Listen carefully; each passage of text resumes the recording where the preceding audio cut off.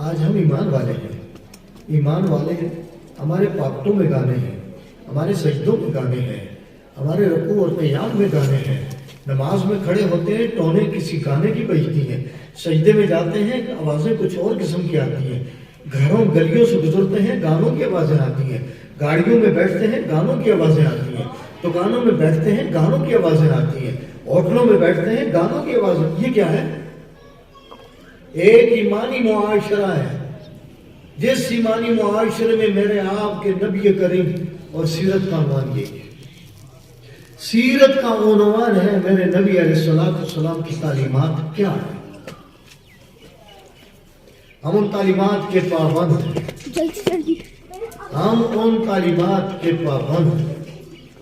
उन तालीमात को छोड़ देंगे दोस्तों, अल्लाह मुझे आप सबको ईमान की सलामती नसीब फरमाए।